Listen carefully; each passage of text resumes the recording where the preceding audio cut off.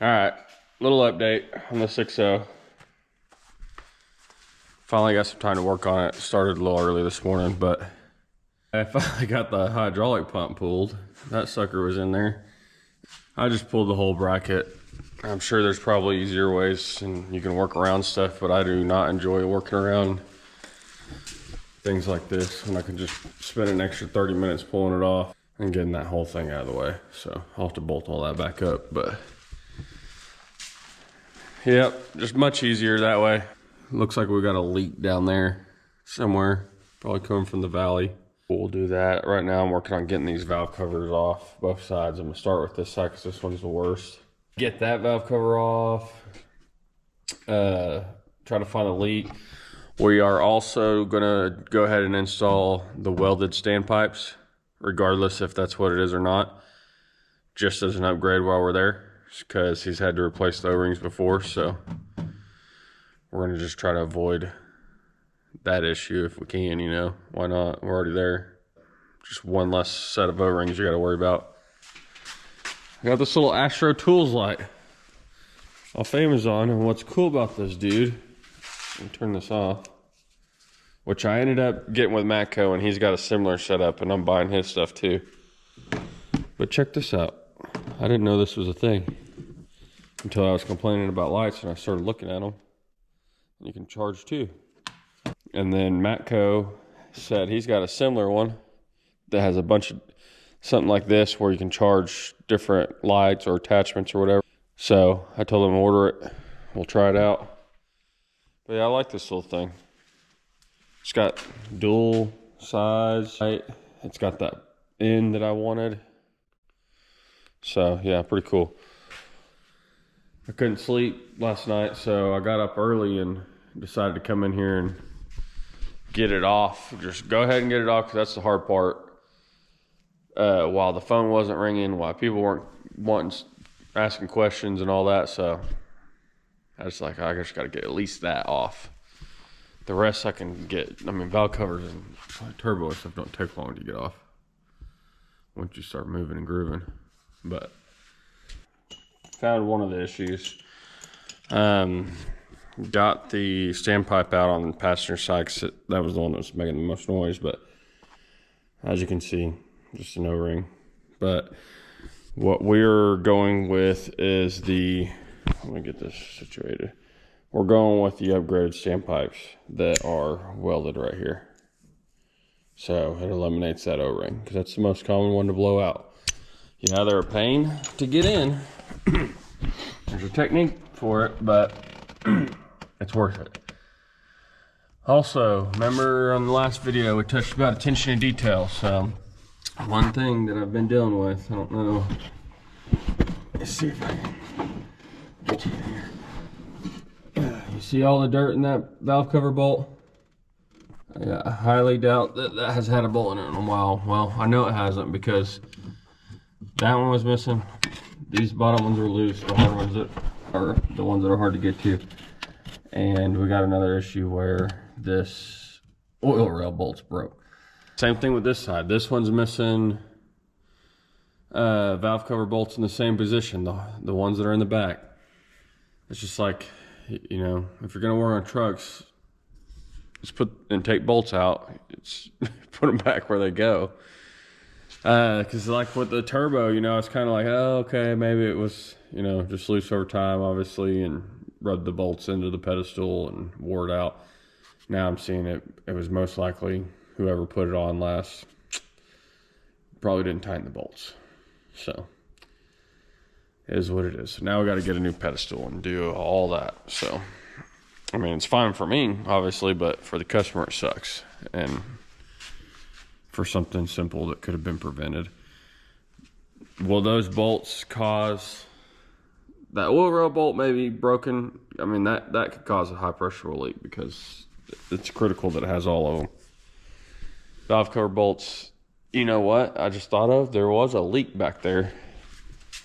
Let me get my light. I'm glad you guys said that, because there was a leak back here, which that's all from what I spilled, but oh no. Yeah, I guess where that ball bearing is, that would be a leak. and over there too in the same spot, and both, that clear stuff's hydraulic fluid, but that spot and that spot were there before I even pulled anything. So that makes sense, because they're both right there where those valve cover bolts are missing. So that will probably solve that. We'll have to get some bolts. As far as getting that oil rail bolt off, or the last one that I repaired, it was this front one, so it was easy to get to. That being the back one, I don't know what I'm gonna do on that one. I mean, the only other thing you can do if you can't get it out is replace the head, and it's like, golly, and you kind of need that bolt in there. So that will be a challenge. This job it's just 6.0s for you. Nature of the 6.0 just keeps snowballing and snowballing. I mean, before you know it, might be putting an engine in it by the end of this video. Who knows? They could go like that. Nah, I'm just kidding. This one didn't have any blow by. It was actually pretty good. And when it runs, it ran good. It just wouldn't start. So that would be why. It just needs buttoned up. Needs professional mechanics like us touching them, getting her all buttoned back up. No, but I mean, everybody misses stuff, and it just seems like those back bolts are the most common ones that everybody leaves out. We've seen it a number of times. I mean, almost every truck that Nick works on, he's always like, hey, take a picture of this. Let the customer know that this was missing. Let the customer know this is missing, because, you know, if we don't document it, we'll get blamed for it. So that's why I keep cameras all around. We're always filming, try to film the important stuff. We always take pictures, and then I put it in the software and the inspections on every vehicle. Also, we've gotten in a habit of scanning the vehicles, and sometimes if we have time, we'll test drive them, especially if it's like a, I don't know, drivetrain issue or something that we're repairing, or front end or something like that, or transmission. We try to drive stuff before, because then we can note on there what noises it had before, if it had a rattle, if it had this, had that. Because if you don't, I mean, not all customers, but most of them will try to hang you for any little thing they can. So if y'all are mechanics and watching this, and just a little advice, if you own your own shop, or you're gonna, you know, do work on the side or whatever, document as much as possible. Like, as much as possible. It never hurts to document too much. You work at a dealership, from what I've heard, I never have, but you have to write like essays about everything, and there's a reason for that. So we've ran into that issue multiple times in the past when we were starting out with customers, just back and forth, like, oh, you know, we didn't touch that, we weren't near that. Well, it didn't make that noise before. It's like, well, you know, how can we prove that? So now we got a way to prove it. So just a little word of advice. But we're gonna, now that I know that side is high pressure oil leak was there on the standpipe, I'm waiting for the standpipes to come in, the welded ones, and then I've got pedestal coming. All that stuff probably won't be here till next week. So I'm gonna go ahead and tear this side down, because it was leaking too, and we'll see what it was. Most likely it'll be the same thing. Anyways, I'm gonna get back to work. Enough chit chat, and I'll update you once I get that side apart and figure something out on it. See ya. All right, quick update. Got this other side off. Pulled the rail off, and there's a dang bolt hanging out in there. Looks like that's the one that right here. Those threads are all jacked up. There's the bolt. They broke another one off right here. Let's see if you can see that. Valve cover bolt. Actually, I need to check the oil rail bolt right here. Oh yeah, they broke that one off. So you can see it right there. And where did that standpipe go? Okay, here's the other one. And same thing, which is weird. That one's even worse. Doesn't surprise me though. Who knows? But that's an update. So we're gonna continue working on this truck, and we'll go from there. All right, so kind of lost my voice here, but it's been cold and everybody's been sick, but finally got the 6.0 back in, and we're gonna do the standpipes. Finally got one. These bad boys opened. I'm gonna have my knife. I'll have to come back to that.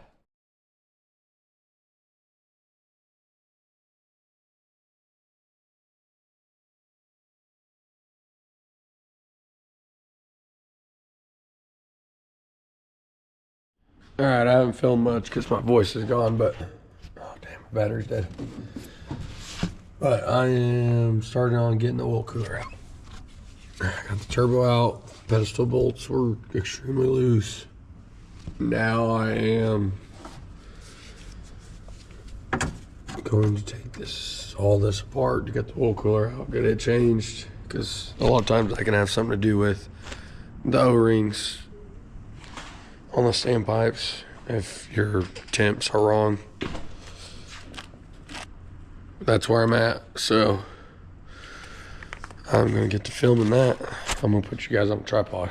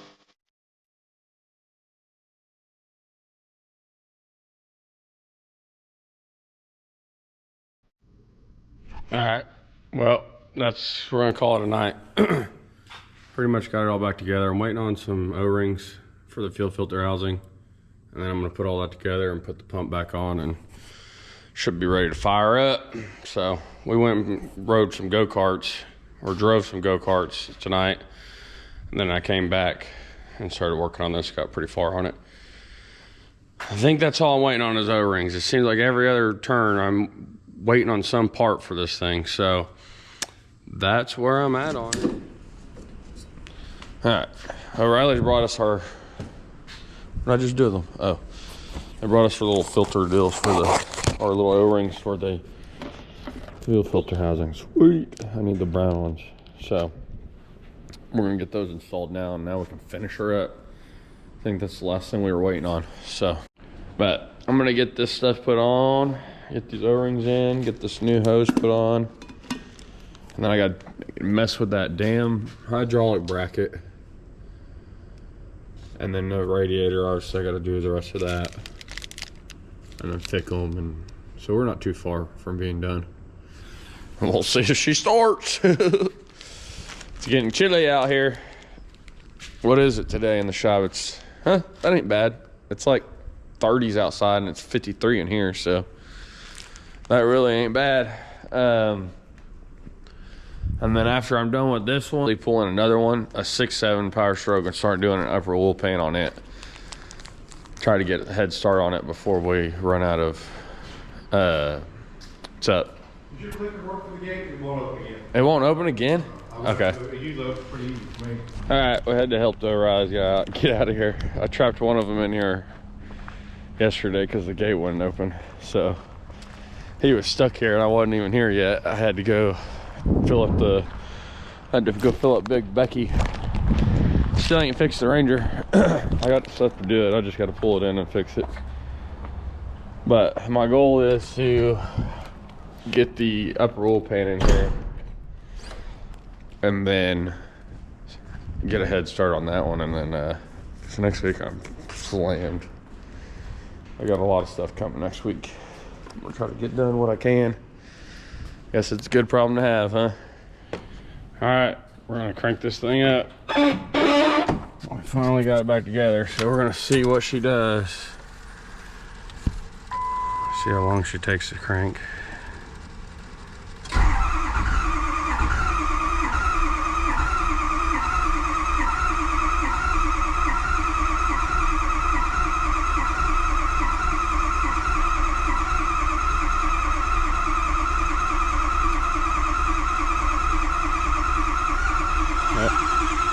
Starting. Put that low pressure to hurry up. I can't see nothing, but it always takes them a while once you break open the system. I've had to put the jump box on them sometimes after. So run the batteries dead. Most of them always have shit batteries too. Oh, there's low pressure. I can't see it. Should be any time now. Alright, we'll let it sit for a second. I'm gonna put a little more coolant in it while we're sitting here waiting.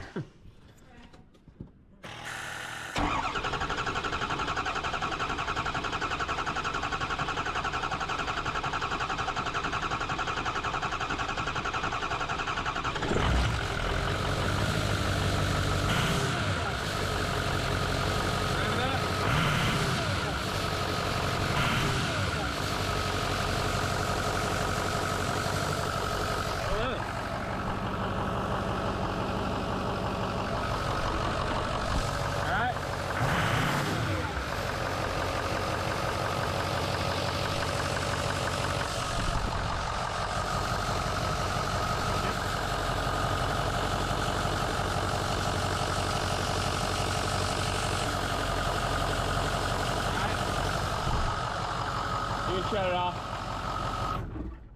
I'm not really sure on that one. Alright, so confirmed I got a exhaust leak back there at the EGR cooler, and I got a coolant leak at that little blue hose. And I knew damn well I shouldn't have put that on there and just put a blue regular hose and clamped instead of this OEM junk with the O-rings.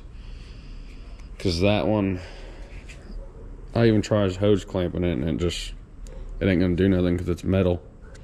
It's leaking at the O-ring. So I'm just gonna take all that off. He wants to, we talked about just getting rid of all that anyways altogether, so that's what we're gonna do. Should have just did that anyways, but he was wanting the truck, and now we gotta wait and order parts, and